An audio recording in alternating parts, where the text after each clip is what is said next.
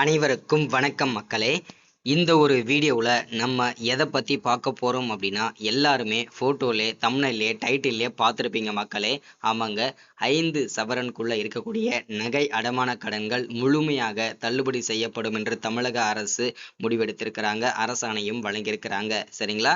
இந்த நகை கடன்கள் முழுமையாக தள்ளுபடி செய்வதற்கு 5 பவுனுக்குள்ளே இருக்கணும், 40 கிராமுக்குள்ளே இருக்கணும். இதுதான் நிபந்தனையாக விதிச்சிருக்கிறாங்க.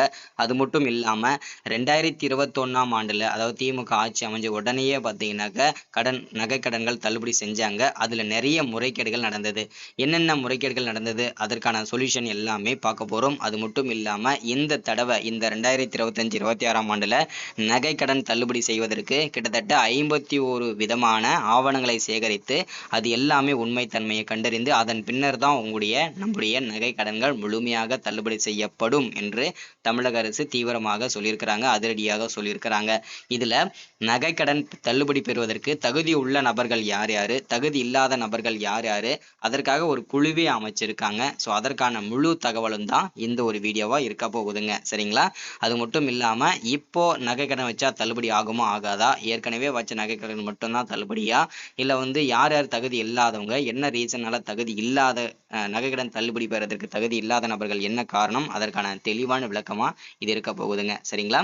ஸோ இது எல்லாமே நம்ம பார்த்து தெரிஞ்சுக்கிறதுக்கு முன்னாடி நமது கவர்மெண்ட் ஜாப் டெய்லி அப்டேட் சேனலுக்கு இப்போதான் நீங்கள் ஃபர்ஸ்ட் டைமாக முதல் முறையாக நமது சேனலை பார்க்குறீங்க, நமது வீடியோவை பார்க்குறீங்க அப்படின்னா மறக்காமல் சப்ஸ்கிரைப் பண்ணிவிட்டு பக்கத்தில் இருக்கிற பெல் பட்டனை கிளிக் பண்ணி ஆல் என்ற ஆப்ஷனில் போட்டு வச்சுக்கோங்க. அப்போ தான் நம்ம போடக்கூடிய அரசு துறையிலிருந்து வரக்கூடிய எல்லா விதமான கவர்மெண்ட்டோட ஜாப்ஸு, அப்டேட்ஸு, நோட்டிஃபிகேஷன் இது எல்லாமே நீங்கள் தெரிஞ்சுக்க முடியும். ப்ளஸ் கவர்மெண்டோட ஸ்கீம்ஸ் இந்த மாதிரி அப்டேட்லாம் உடனுக்குடனே தெரிஞ்சுக்கணும் அப்படின்னா நமது சேனலை நீங்கள் ரெகுலராக ஃபாலோ பண்ணீங்கன்னா உங்களுக்கு நிறைய அப்டேட்ஸ் கிடைச்சிட்டே இருக்குங்க. சரிங்களா? சரி, ஓகே, வாங்க வீடியோக்குள்ளே போயிட்டு இதற்கான முழு அப்டேட்டுமே நம்ம பார்த்து தெரிஞ்சுக்கலாங்க. சரிங்களா? ஸோ 5 சவரன் நகை கடன் தள்ளுபடி, தகுதி உள்ள நபர்கள் யார் யாரு, தகுதி இல்லாத நபர்கள் யார் யாரு, பட்டியலை தயாரித்து ஆன்லைன்லேயே வெளியிட போவதாகவும் தகவல் கொடுத்துருக்குறாங்க. சரிங்களா? சரி, ஓகே, வாங்க வீடியோக்குள்ளே போயிட்டு இதற்கான முழு அப்டேட்டுமே பார்க்கலாங்க. கூட்டுறவு வங்கிகளில் 5 சவரன் வரைக்கான நகை கடன் தள்ளுபடி பெற தகுதியுள்ள நபர்களின் பட்டியலை தயாரிக்கும் பணிக்கு துணை பதிவாளர் தலைமையில் குழு அமைத்து தமிழக அரசு உத்தரவிட்டுள்ளது.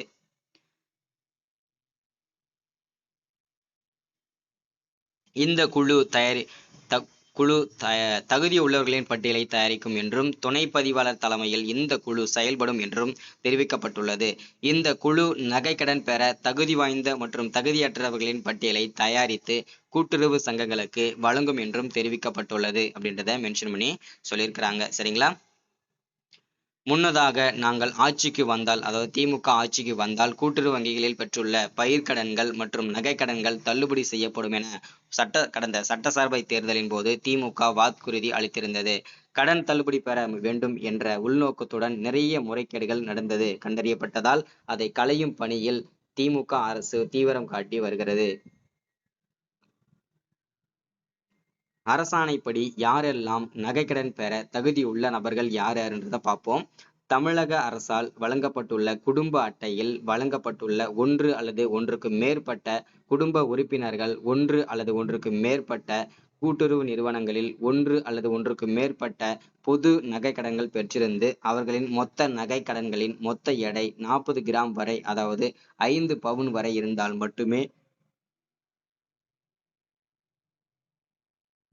இதர தகுதிக்கு உட்பட்டு அவர்களின் நகைக்கடன் தள்ளுபடி செய்யப்படும் அப்படின்னு சொல்லியிருக்கிறாங்க.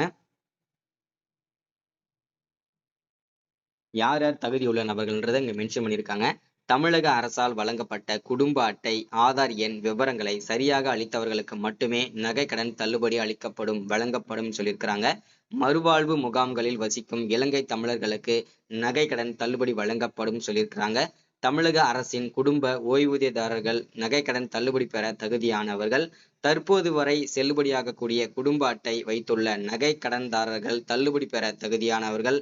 நகை கடன் பெற தகுதி இல்லாத நபர்கள் யார் யார் அப்படின்னு பார்த்தீங்கன்னா, தமிழக அரசால் வழங்கப்பட்டுள்ள குடும்ப அட்டையில் வழங்கப்பட்டுள்ள 1 அல்லது 1க்கு மேற்பட்ட குடும்ப உறுப்பினர்கள், 1 அல்லது 1க்கு மேற்பட்ட கூட்டுறவு நிறுவனங்களில் ஒன்று அல்லது ஒன்றுக்கு மேற்பட்ட பொது நகை கடன்கள் பெற்றிருந்து அவர்களின் மொத்த நகை கடன்களின் மொத்த எடை 40 கிராமுக்கு மேல், அதாவது 5 பவுனுக்கு மேல் இருந்தால் அவர்களின் நகை கடன் தள்ளுபடி செய்யப்பட மாட்டாது அப்படின்னு சொல்லியிருக்கிறாங்க. அதை தொடர்ந்து 31/3/2021 நாளுக்கு அப்புறம் நீங்க வந்து நகை கடன் வாங்கியிருந்தீங்க அப்படின்னா தள்ளுபடி செய்யப்பட மாட்டாதுன்னு சொல்லிட்டாங்க. அடுத்தது குடும்ப அட்டை எண்ணை வழங்காதவர்கள் மற்றும் தவறாக வழங்கியவர்களுக்கு நகைக்கடன் தள்ளுபடி கிடையாதுன்னு சொல்லியிருக்கிறாங்க. அதே மாதிரி ஆதார் எண்ணை தவறாக வழங்கியவர்கள் மற்றும் வழங்காதவர்கள் மற்றும் தவறாக வழங்கியவர்களுக்கும் தள்ளுபடி கிடையாதுன்னு சொல்லியிருக்கிறாங்க. கூட்டுறவு சங்கங்களில் பணியாற்றும் ஊழியர்கள் மற்றும் அவர் தம் குடும்பத்தினர், கூட்டுறவு சங்கங்களில் உள்ள நிர்வாக குழு உறுப்பினர்கள் மற்றும் அவர் தம் குடும்பத்தினருக்கு நகைக்கடன் தள்ளுபடி இல்லை அப்படின்னு சொல்லியிருக்கிறாங்க. அனைத்து அரசு ஊழியர்களும் மற்றும் அவர் தம் குடும்பத்தினருக்கு நகைக்கடன் தள்ளுபடி இல்லைன்னு சொல்லியிருக்கிறாங்க. எந்த பொருளும் வேண்டாத குடும்ப அட்டையினருக்கு நகைக்கடன் தள்ளுபடி கிடையாது அப்படின்னு சொல்லியிருக்கிறாங்க. 2021 ஆண்டு பயிர்க்கடன் தள்ளுபடி பெற்றவர்கள் மற்றும் குடும்ப அட்டையின்படி இடம்பெற்றுள்ள அவர் தம் குடும்பத்தினருக்கு நகை கடன் தள்ளுபடி இல்லை அப்படின்னு சொல்லியிருக்கிறாங்க. நகை கடன் தொகையை முழுமையாக செலுத்தியவர்களுக்கு நகை கடன் தள்ளுபடி கிடையாதுன்னு தெளிவா மென்ஷன் பண்ணிட்டாங்க. ஒன்று அல்லது ஒன்றுக்கு மேற்பட்ட நகை கடன்கள் மூலம் மொத்த எடை 40 கிராமுக்கும் கூடுதலாக பெற்ற அந்தியோதயா அன்ன யோஜனா AAY அதாவது குடும்ப அட்டைகளுக்கு நகை கடன் தள்ளுபடி கிடையாதுன்னு தெளிவா மென்ஷன் பண்ணிட்டாங்க. நகைகளே இல்லாமல் ஏட்டளவில் வழங்கப்பட்ட நகை கடன்களுக்கு தள்ளுபடி இல்லை அப்படின்றதையும் சொல்லிட்டாங்க. போலி நகைகளுக்கு வழங்கப்பட்ட நகை கடன்களுக்கு தள்ளுபடி கிடையாது அப்படின்றதையும் சொல்லியிருக்கிறாங்க. சுய விருப்பத்தின் பெயரில் நகை கடன் பெற விருப்பம் இல்லாதவர்கள் படிவம் 3 உறுதிமொழி சான்று தர வேண்டும் அப்படின்னு சொல்லியிருக்கிறாங்க. தமிழக அரசால் வழங்கப்பட்ட குடும்ப அட்டை இல்லாமல் ஆந்திரா, கேரளா, தெலுங்கானா, புதுச்சேரி உள்ளிட்ட மாநிலங்களை சார்ந்த குடும்ப அட்டையை வைத்திருந்தீங்க அப்படின்னா உங்களுக்கு நகை கடன் தள்ளுபடி கிடையாது. ஆதார் அட்டையில் தமிழக அரசு முகவரி இல்லாம ஆந்திரா, கேரளா, புதுச்சேரி, தெலுங்கானா உள்ளிட்ட மாநிலங்களை சார்ந்த முகவரி இருந்தாலும் உங்களுக்கு நகை கடன் தள்ளுபடி கிடையாது. இந்த நகை கடன் தள்ளுபடி என்றிலிருந்து அமல்படுத்த போறாங்க அப்படின்னா வரக்கூடிய செப்டம்பர் முதல் வாரத்திலிருந்து இதற்கு வந்து தள்ளுபடி செஞ்சிருவாங்க. அதுக்கப்புறம் நீங்க போயிட்டு உங்களுடைய நகைகளை மீட்டுக்கலாம். சரிங்களா? ஸோ இதுதான் இன்னைக்கான வீடியோல அப்டேட்.